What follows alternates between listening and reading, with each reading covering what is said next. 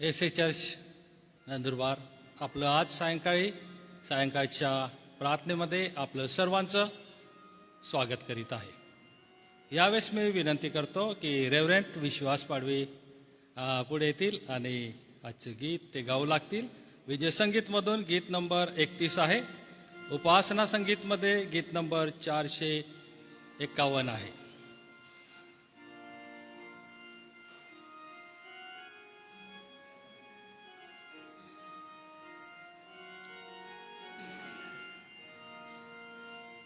येशू प्रिय मेंढपाळा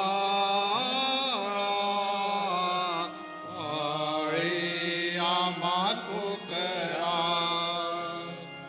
ने तू कुरणे आम्हाला आणि रक्षुनी घरा प्रिय येशू धन्येशु भयवारे होतारा प्रिय येशु धन्येशु भयवारे होतारा वाणी तव परिसो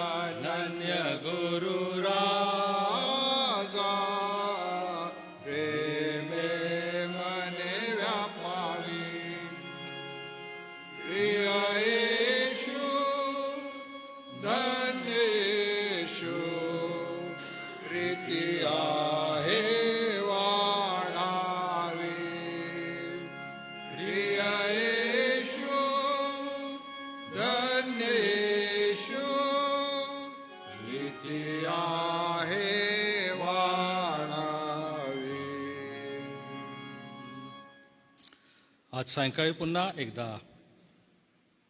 प्रार्थनेला प्रारंभ झालेला आहे आणि पुन्हा वचन ऐकण्याची एक मौल्यवान संधी आपणाला सर्वांना लाभलेली आहे. म्हणून देवाच्या वचनाकडे जाण्याच्या अगोदर मी विनंती करतो की आदरणीय सचिव लवणे सर आमच्यामध्ये आहेत. ते पुढे येतील आणि प्रार्थना करतील आणि त्याच्यानंतर रेव्हरंट अनुपाळक देवाच्या वचनाची सेवा ते करतील.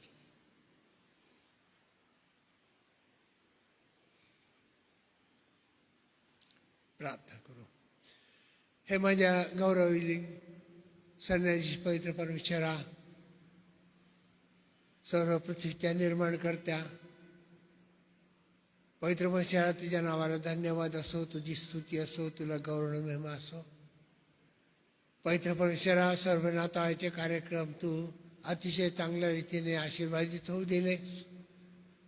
पवित्र परमेश्वरा, प्रत्येक गोष्टीमध्ये तू सहाय्य केलंस. प्रत्येक दिवस पवित्र परमेश्वरा तू आशीर्वादित केलास. तेव्हा सगळ्यांना तुझा आशीर्वाद मिळाला, आनंद मिळाला. तुझे जन्मदिनाचे लेकरांपासून सर्व वृद्धांपर्यंत पवित्र परमेश्वरा सर्व आनंदित झाले. पवित्र परमेश्वरा, त्याबद्दल आम्ही तुझ्या नावाला धन्यवाद देतो, तुझी स्तुती करतो, तुला गौरव महिमा देतो. पवित्र परमेश्वरा, त्याचप्रमाणे पवित्र परमेश्वरा, कोणत्याही प्रकारची दुःखद घटना ही पवित्र परमेश्वरा होऊ दिली नाहीस. सर्व जण आनंदात, सुखात आणि समाधानात तुझं जन्मदिन आम्ही पाळला. देवा, त्याबद्दल आम्ही तुझ्या नावाला धन्यवाद देतो, तुझी स्तुती करतो, तुला गौरव महिमा देतो.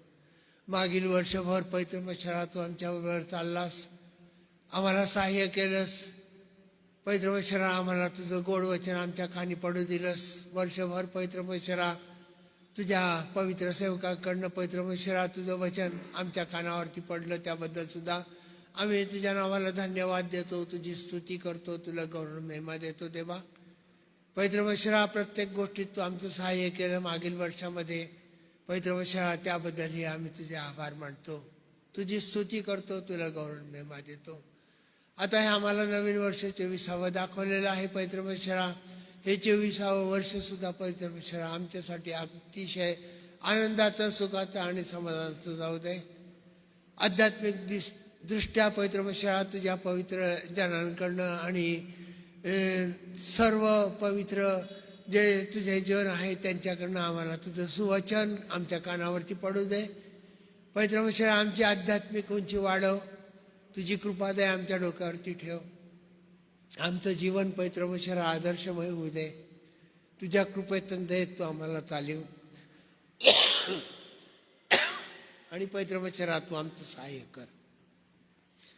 पवित्र परमेश्वरा, संपूर्ण वर्षभर तू आमच्या आध्यात्मिक काळजी घे प्रभू. आणि आम्हाला तुझं वचन सदोदित आमच्या कानावर पडू दे.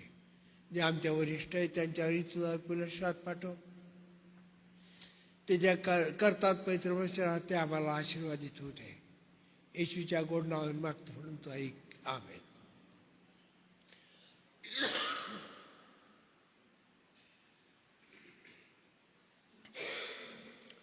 या सायंकाळी पवित्र वचनाचं थोडक्यात आपण मनन करूया आणि मननानंतर आपले जे नित्याचे प्रार्थना विषय आहेत ते आपण घेणार आहोत. 2024 सालाला आपण सुरुवात केलेली आहे आणि आपल्या संपूर्ण पाळकीय सेवेच्या कामकाजाला आपण 15 जानेवारीपासून सुरुवात करीत असतो. त्यामुळे आजपासून आपण सायंकाळच्या ज्या प्रार्थना आहेत त्यांना आरंभ केलेला आहे. आणि आजच्या पहिल्या प्रार्थना सभेमध्ये किंवा सप्ताहाच्या या पहिल्या दिवशी एक प्रोत्साहन संत पावलाच्या द्वारे आहे. ते प्रोत्साहन मी आपणा सगळ्यांसोबत देऊ इच्छितो आणि ज्या वचनांनी प्रोत्साहन मिळालं ते आपणाला सांगू इच्छितो. पहिले थेसलोनिकाकरास पत्र याच्या पहिल्या अध्यायाला आपण काढूया.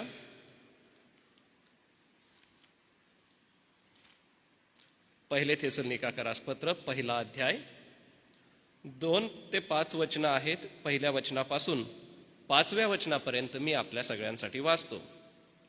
पहिले थेसलोनिकाकरास पत्र पहिला अध्याय 1 ते 5.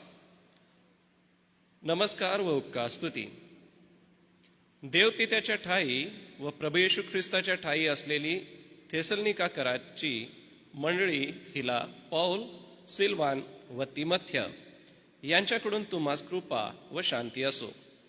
आम्ही आपल्या प्रार्थनांमध्ये तुमची आठवण करीत सर्वदा तुम्हा सर्वांविषयी देवाची उपकार स्तुती करतो. आपल्या देवपित्यासमोर तुमचे विश्वासाने केलेले काम, प्रीतीने केलेले श्रम व आपल्या प्रभू येशू ख्रिस्तावरच्या आशेमुळे धरलेला धीर यांचे आम्ही निरंतर स्मरण करतो. देवाच्या प्रीतीतील बंधूंनो, तुमची झालेली निवड आम्हास ठाऊक आहेच.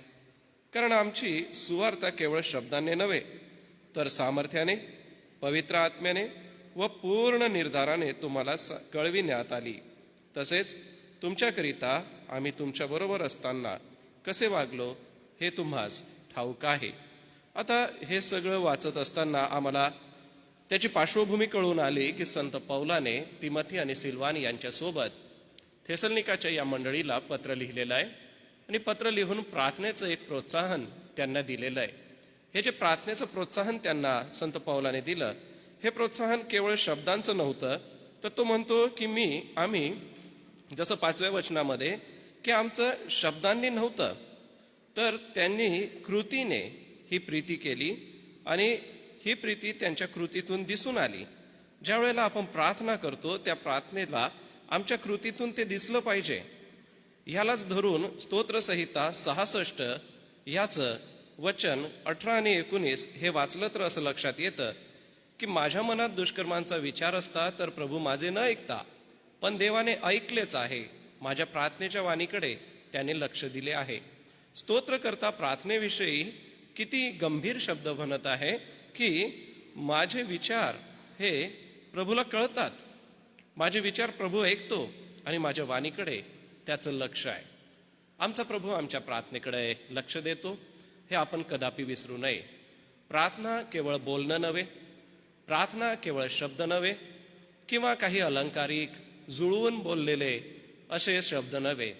तर प्रियांनो, आमच्या ज्या प्रार्थना आहेत त्या प्रभू ऐकतो आणि केवळ ऐकतच नाही तर त्या वाणीकडे कान सुद्धा देतो. जसं एखादं लेकरू आपल्या आईला हाक मारतं त्यावेळेला आई त्याच्या शब्दांकडे लक्ष देते. कितीही बारीक आवाज असला तरी ती ओळखून घेते की हा माझ्या लेकराचा आवाज आहे. आमच्या प्रभूला हे कळतं की आमचा आवाज त्याच्याकडे जातोय, आमची हाक ही त्याला कळते. आणि त्यालाच अनुलक्षून थेसलनिकाच्या या मंडळीला पौल लिहत असताना पौल त्यांना असं म्हणतो की तुमच्यामध्ये जे मी प्रार्थनेचं कार्य चालवलं किंवा जी सेवा चालवली थेसलनिकाच्या मंडळीमध्ये, ती सेवा कशा प्रकारची आहे.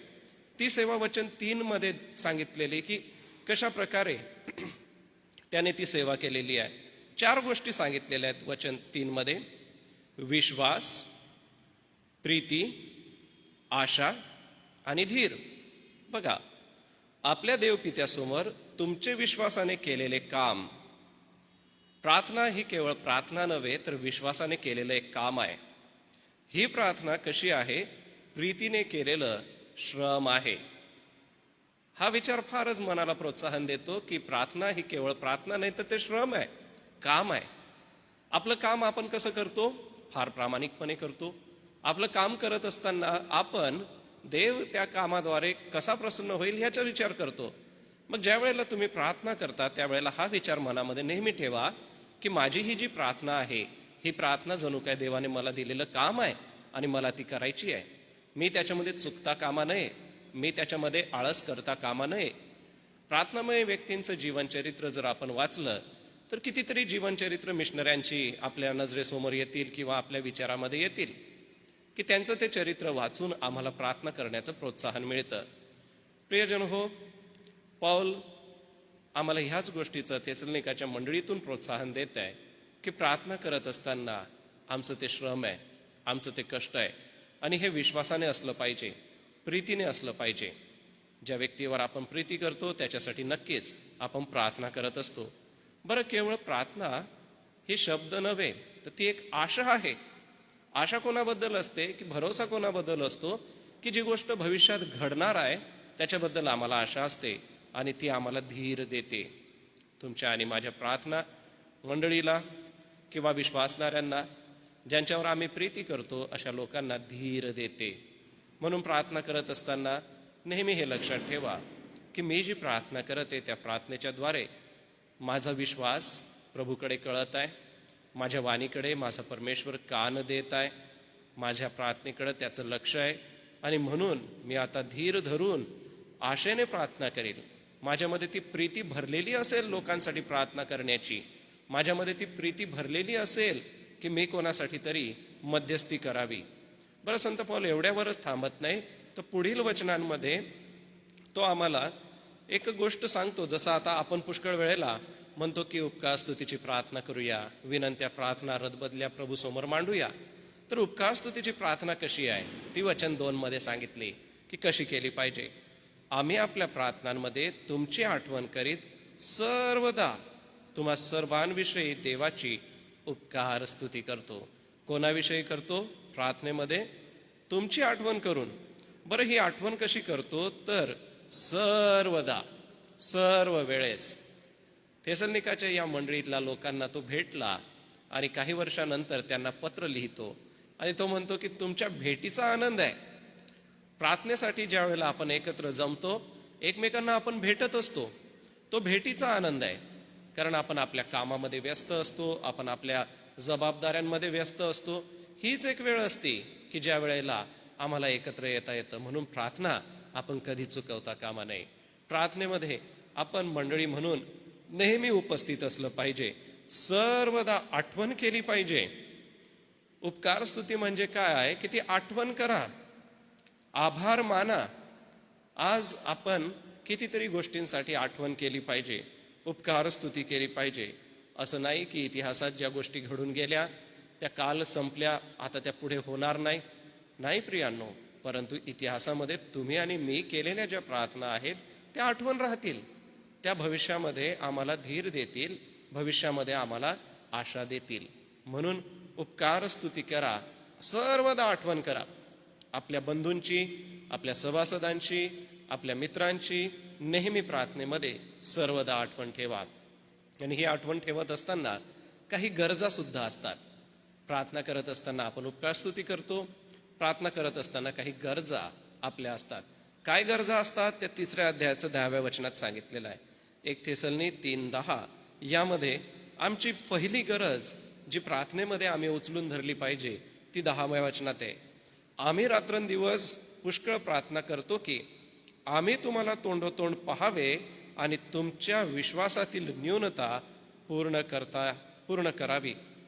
आम्ही तुम्हाला तोंडोतोंड पाहावे ही त्यांची गरज आहे. पुन्हा भेटावं ही त्याची गरज आहे. तो मंडळीसाठी काय प्रार्थना करतोय की तुम्हाला तोंडोतोंड पाहावे. आता तरी तांत्रिक युग वाढलेलं आहे, आपण व्हिडिओ कॉलवर एकमेकांना बघू शकतो.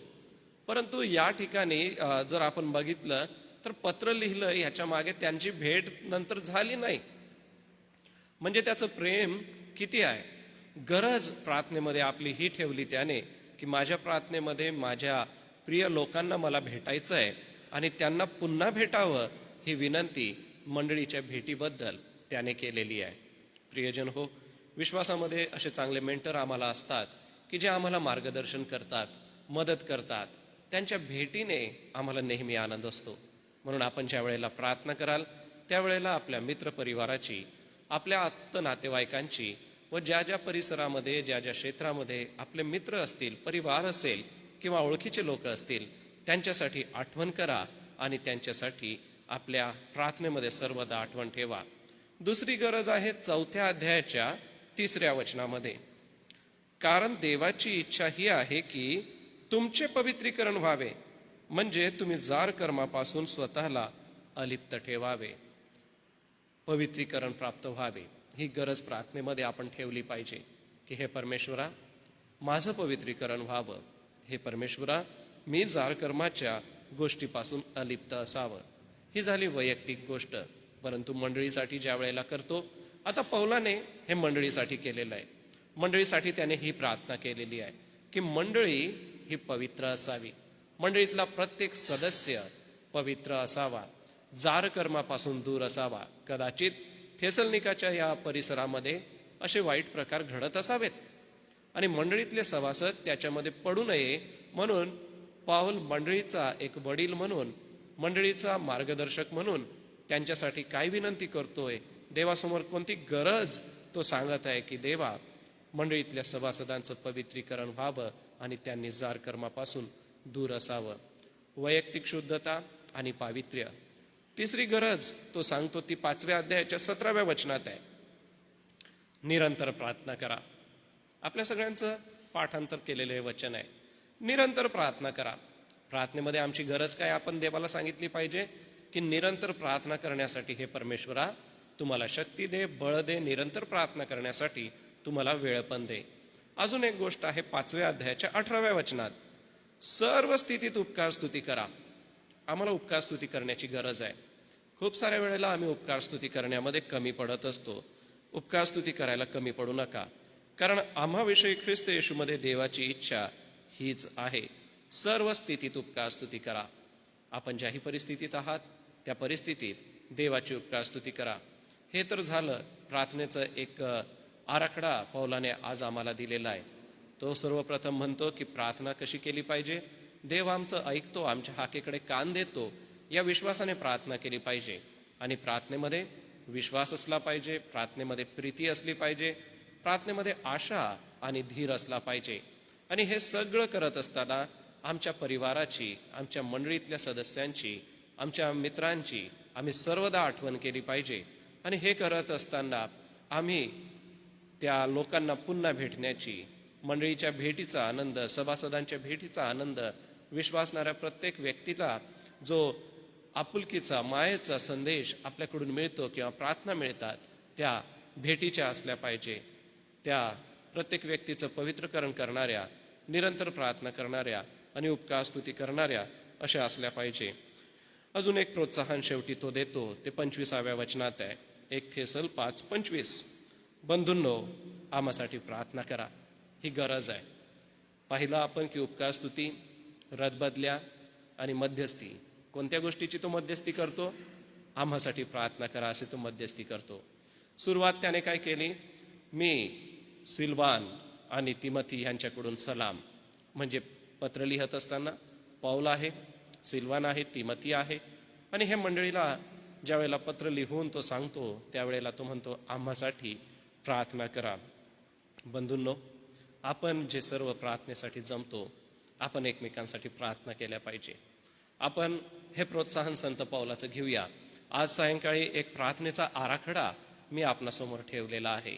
काय आहे हा आराखडा? तर हा आराखडा असा आहे की आमची प्रार्थना प्रभू ऐकतो. आणि प्रभू ऐकतो म्हणून आशेने धीर धरून, विश्वासाने, प्रीतीने आम्ही प्रार्थना केली पाहिजे. ही प्रार्थना आम्ही आमच्या सर्वांसाठी केली पाहिजे. आणि ही सर्वांसाठी करीत असलेली प्रार्थना निरंतर असली पाहिजे. प्रार्थनेमध्ये उपकारस्तुती करून पवित्रता आणि एकमेकांना भेटीचा आनंद हा आपल्या प्रार्थनेत सदैव घेऊया. हे लहानसं मनन देवबाप आपल्या सगळ्यांसाठी आशीर्वादित करो. या पवित्र वचनाद्वारे प्रभू आपणासोबत बोलो. मी यावेळेला सन्मान्य पास्टर राजू मार्गे यांना पुढे येण्याची विनंती करेन. ते पुढील सूचना आणि प्रार्थना विनंत्या सांगतील व पुढील कार्यक्रम आपल्याला सांगतील.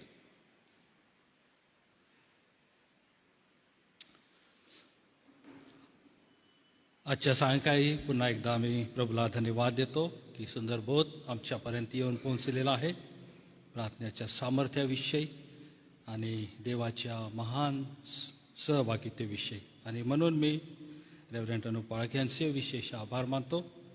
उद्याची सूचना आहे की उद्या पुन्हा सायंकाळी प्रार्थना होईल 6 ते 6:30पर्यंत. आणि आपण ऑनलाईन प्रत्येकजण या प्रार्थनेचा लाभ घेऊ शकतात. आणि प्रार्थनेमध्ये आपले सदैव आपण राहू शकतात. यावेळेस मी विनंती करतो की रेव्हरंड पठारे पाळक पुढे येतील आणि शेवटची ते प्रार्थना करतील. त्याच्या अगोदर आपण प्रभूची प्रार्थना म्हणणार आहोत आणि आशीर्वाद देखील ते देतील. यावेळेस आम्ही प्रभूची प्रार्थना म्हणू. हे आमच्या स्वर्गातील पित्या, तुझे नाम पवित्र मानले जाऊ, तुझे राज्य येऊ, जसे स्वर्गात तसे पृथ्वीवर, तुझ्या इच्छेप्रमाणे हो. आमची रोजची भाकर आज आम्हास दे, आणि जसे आम्ही आपल्या ऋणात सोडले तशीच तू आमची ऋणे आम्हास सोड. आणि आम्हास परीक्षेत आणू नकोस, तर आम्हास सर्व वाटावत सोडू. कारण की राज्य, सामर्थ्य, गौरव ही सर्व काळ तुझीच आहे. आमेन. आणि आता आपला तारणारा प्रभू येशू ख्रिस्त याची कृपा, देवबापाची प्रीती आणि पवित्र आत्म्याची गोड संगती आज सायंकाळी या मन्नामध्ये जमलेल्या प्रभूच्या सर्व दासांबरोबर, ऑनलाईन जे जोडले गेले त्या सर्वांबरोबर, देवाची मंडळी आणि इस्रायल राष्ट्र याबरोबर आता आणि सदा सर्व काळ असो. आमेन. या रात्री